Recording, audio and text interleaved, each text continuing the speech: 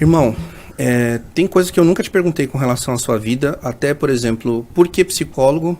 Por que não, de repente, jornalista? Por que não, sei lá, atleta? Da onde veio essa ideia e como começou? Quem é o Bruno? Da onde veio tudo isso aí? Conta um pouquinho pra mim, porque agora eu vou a fundo na sua vida aqui pra galera. É interessante, Nascimento, que de um tempo pra cá as pessoas começaram a questionar o porquê psicólogo, o porquê não sei o quê. Até porque nós estamos numa geração que as pessoas não estão dando tanta ênfase para os estudos. Sim. Né? E eu falo, ok, mas eu acredito ainda que o estudo seja a base de tudo. Uhum. Então, se eu não tivesse estudado, se eu não tivesse feito uma faculdade, se eu não tivesse feito especialização, eu não estaria aqui. Com certeza. Então, é legal, né, o mundo digital, é legal o mundo digital, mas lembrem-se, né, estudar é muito importante, ainda mais no país que a gente vive. Então, quem é o Bruno? O Bruno é um cara de 46 anos, com as minhas filhas, minhas cachorras, mora aqui em Alphaville, sossegado, com a vida total depois de 2 infartos. Puta, é verdade, cara. Posso te fazer uma pergunta? Pode. Seu maior aprendizado, cara, o que você tirou desses 2 AVC que você teve? Porque eu sei que foi forte pra você e, tipo, puta, 2, e você saiu disso e hoje vive de uma forma, tipo, tranquila, sem sequela, sem nada. O primeiro foi, na verdade, porque eu era um ignorante, no sentido assim, eu era um workaholic, eu não respeitava nada, eu acreditava que eu era uma máquina de produzir e eu não levava em conta a frase que eu mais uso, que até tanque de guerra precisa de manutenção. E eu não estava nem aí para isso. Eu acordava 3 da manhã porque eu viajava muito, então o fuso horário era muito desregulado, eu matava um churrasco com queijo com meio litro de Coca-Cola e, cara, e viajava para um lado, viajava para o outro, e eu deixei de lado alguns princípios muito básicos, que é a própria família. Cara, e isso começou, na verdade, a me custar um preço. Só que a gente não percebe, porque quando você está envolvido nesse looping, você só vai. É outra frase que eu não gosto. Só vai. Não, só vai não existe. Só vai e funciona para quem não sabe onde quer chegar. Com certeza. Quando você sabe onde quer chegar, essa frase só vai te incomoda. E hoje me incomoda muito. As pessoas me falam, ô Bruno, vamos para tal lugar? Cara, não, só vamos. Não, eu não vou. Eu sempre fui assim. Eu sempre tive essas características diferenciadas. E isso me causou um primeiro infarto. Quando eu tive esse primeiro infarto... Quantos anos? Eu estava com 35, faz praticamente 11 anos o primeiro. Na fase mais perigosa, que é dos 30 aos 40, que o pessoal fala que o coração ainda não ramificou, algumas artérias. E, enfim, me vi de repente 10 dias no UTI e eu percebi que, cara, as coisas funcionam sem o Bruno. E aí foi o maior conflito que eu tive interno. Porque você entra no achismo, você acha que você é essencial, você acha que você é insubstituível, você acha que você é uma máquina, e de repente esse seu achismo prova que não serve para nada. E daí quando você está num hospital impossibilitado de ver tua família, impossibilidade de ver suas filhas, impossibilidade de usar um celular e coisas básicas, tipo ir do banheiro. Cara, eu vivi isso Cara, também. você entra num processo depressivo gigantesco, porque não é que foi progressivo isso, ele é arrancado, ele entra na tua vida e te arranca tudo. Sim. E foi tipo, foi do nada. Do nada. Tipo, eu estava passando mal, suando, frio, fui pro hospital, cheguei no hospital já infartando. A vantagem foi essa, né? Eu cheguei no hospital e comecei a ter os infartos dentro do hospital. Então deu para controlar. Talvez fosse fora. Talvez fosse fora, não estaria aqui hoje. E com isso eu modifiquei muito o meu modo de ser, o meu modo de trabalhar, o meu modo de ver as coisas. O que mais mudou para você, irmão? Eu era muito imediatista, eu cobrava muito as coisas, eu queria uma perfeição onde não existe, e eu não acredito no perfeito, eu acredito muito mais no feito do que o perfeito. Sim. Mas eu tinha essas filosofias, essas crenças limitantes, eram padrões que eu seguia que não necessariamente eram meus. E eu falei, cara, preciso pegar mais leve, porque nada vai adiantar se eu ficar numa cama de hospital ou se eu morrer. Sim. Então, assim, o que você constitui, o que você faz, lógico que é legal ter bens materiais, lógico que é legal ter um monte de coisa, mas gostoso, assim, né? Até na questão de amizades, eu tinha muitos colegas, eu não tinha amigos praticamente. Eu falo muito tinha também, não pessoas que estavam ao meu redor, porque eu era interessante para eles, né? Mas era uma coisa vazia. E isso tudo fez eu repensar. Top, porque quando você está num hospital, infelizmente, é aquele momento que é você e você. E é o momento que mais machuca. Sim. É o momento que você é obrigado a se voltar.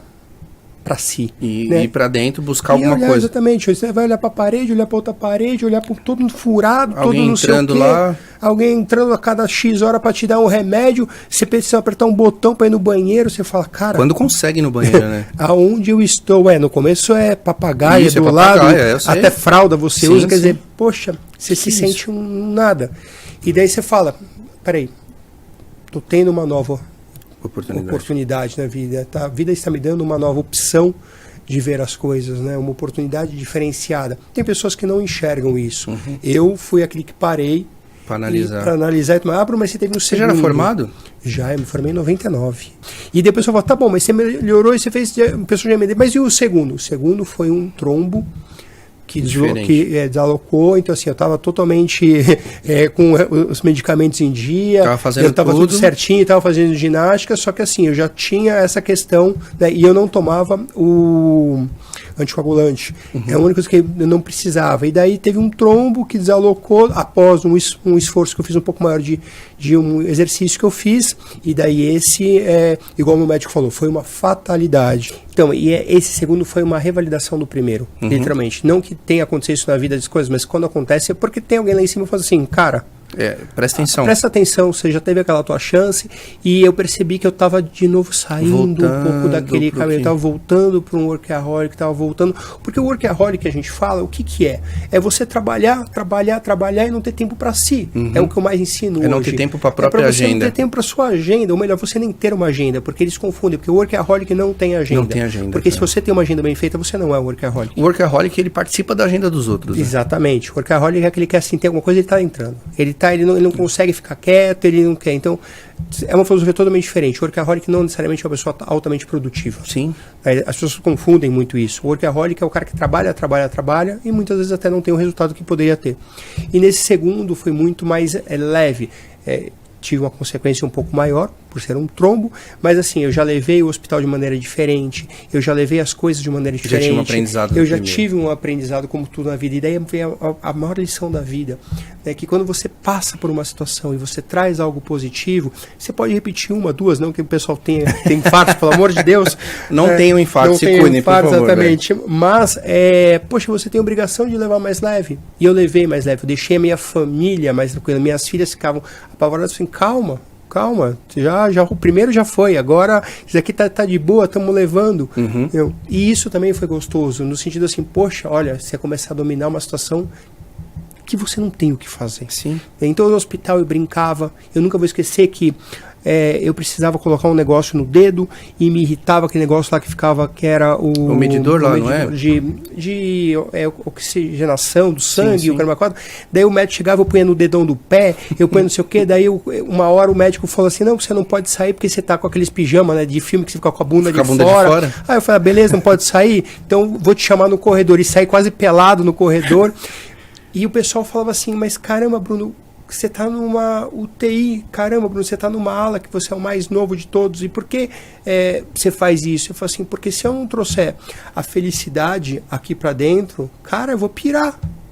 Pior que é verdade. Eu vou pirar, porque aqui vocês entram, parece que todo mundo tá morrendo. Aqui vocês entram, tipo assim, é só remédio. Então assim, deixa eu brincar um pouco. Não tem um pouquinho de alegria, Vamos se divertir, entendeu? Eu negociava contrabando de comida com a tiazinha da comida. Eu fazia assim, não, eu te dou bolacha, você me dá mais uma gelatina, faz não sei o quê.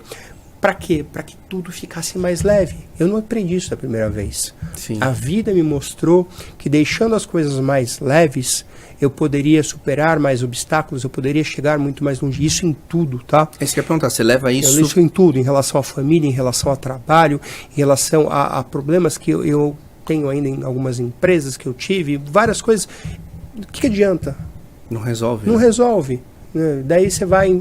Tem um infarto fulminante, realmente, como alguns não dá tempo de nada. Não quero isso. E as pessoas começam a perceber que você está mais leve. É uma questão daí até em quem acredita de energia. Porque quando você está reposicionado, quando você começa a entender e realmente aplicar o que você fala, as pessoas começam a chegar em você porque você demanda energia boa. E não estar preocupado por que o outro vai pensar. O outro é secundário. Isso é legal. E as pessoas morrem de medo, por uma crença limitante também, de que o que o outro está pensando, o que o outro está falando. Essa questão, quando eu bato na tecla do ser egoísta, não é ser egoísta babaca. é ser egoísta de você se colocar em primeiro lugar. Quando você falou isso pra mim a primeira vez, eu achei até estranho, sabia? Eu lembro da tua cara, tipo assim, cara, tá como assim egoísta, irmão? Eu tenho que estar alegre, trocando Exatamente. cadeia com a galera. Tem que mas ser eu social. confundi. Não, mas eu que não sabia explicar. É você não saber se posicionar, entendeu? Daí você sempre tá em prol do outro, e você tá sempre em segundo plano. E como que você vai vencer estando em segundo plano? Quando você aprende a ser egoísta, olhar para si, se colocar em primeiro plano, tudo fica mais fácil. Eu tenho duas brincadeiras que eu uso muito de exemplos, né?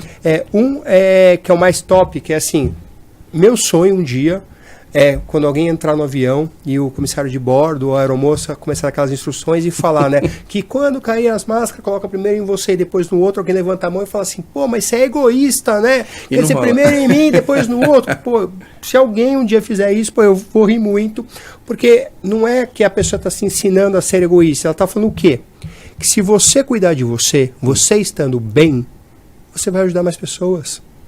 E as pessoas não entendem isso. Por isso que fala, primeiro a máscara em você e depois nos outros. Você bem, você ajuda muitas pessoas. Perfeito. Você mal, você vai ter que ser ajudado por alguém. Esse é um exemplo que o pessoal ri, todo mundo fica assim. Então, esse é um dos princípios que vocês colocar. E a segunda coisa é que o pessoal fala muito hoje em dia de transbordo, de ser...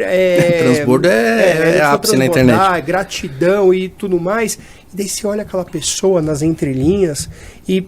Cara, para transbordar, você tem que estar primeiro transbordando. Nossa. Né? Para você tem que estar cheio demais. Você tem que estar cheio demais. Daí você olha a pessoa, literalmente, ela é vazia. Né? Mas ela fala de transbordo, ela fala de gratidão.